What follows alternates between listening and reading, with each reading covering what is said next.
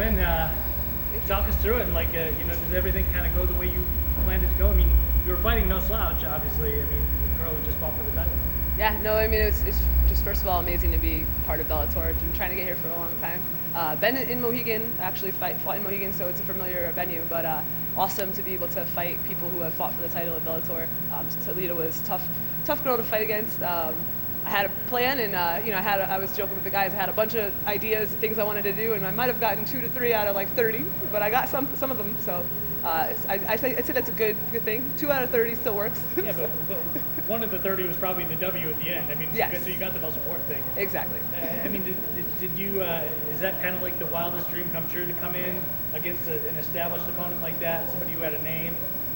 And be able to kind of pull an upset like that? Absolutely. I've fought a couple people like Charmaine Tweet and Peggy Morgan and some others, and it didn't come out with the wins on those ones. But now I'm a different person. Just fought someone who just was in the UFC, and now fighting somebody who just fought for the title, Toledo.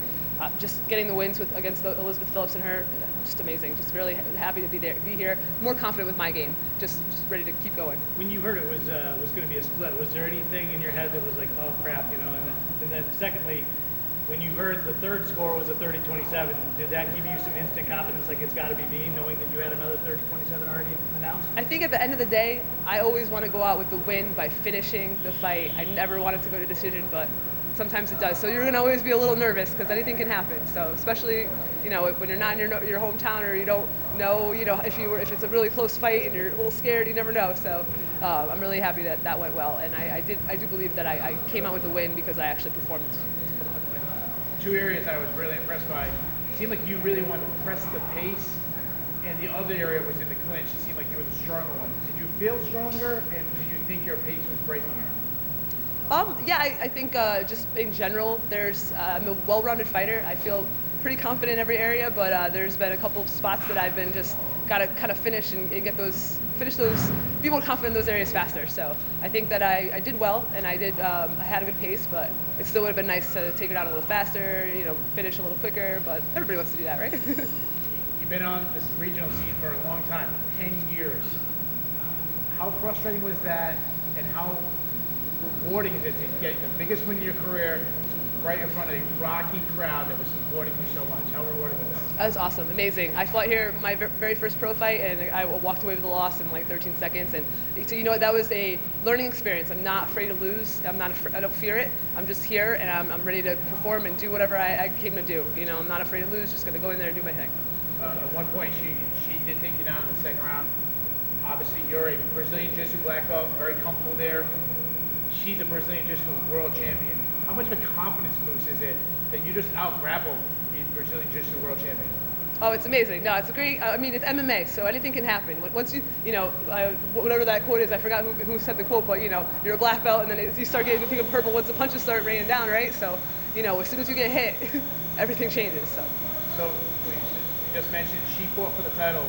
Right now, you have Julia Budd versus Chris Cyborg. Julia's pretty much wiped out the division. After Cyborg, there isn't anybody jumping out. You're on a roll. You just took out a top contender. Do you think you got a chance that your opponent's going to get called and say, "Hey, Jessy, guess what? You're fighting for the title"? Hey, she fought for the title. Why can't I? I just beat somebody who fought. She did lose, but hey, I should have a shot too. So I know first Julia Budd has to fight Cyborg, and someone has to have that title again. So we'll go from there. But I'm definitely all open-minded to that.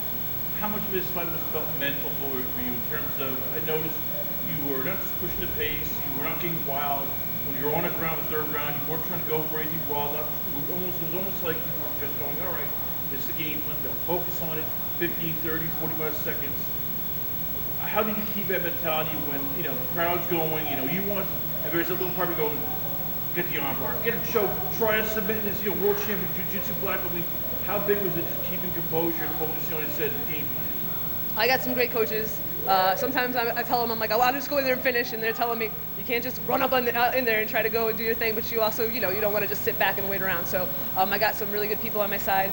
Got some really great family members who have helped me with my mentality, and when I go in there now, I kind of embrace that whole feeling of being nervous, and it's a great thing. Just be okay with it. And when you're in that moment and you think you got it, go for it. Don't hesitate or try not to. But anything happens. You never know what's going to happen. But I just try to accept whatever I'm doing and not do too many things to make too many mistakes where I end up getting losing. How much do you think this will help you out in terms of, as you said, he was always these, he got to the mountain and then he would slide off either with Tweet or with Morgan. This is somebody who, as I said, world champion jiu-jitsu black belt. She submitted people like Amanda Bell. You just beat her in her own game in a lot of ways. How much do you feel it's going to help? It's not just your confidence, but other people going, all right, she's, we want to train with her now. We want to even put more money in her. We want to invest in her. She is, somebody we can see as a potential world championship contender.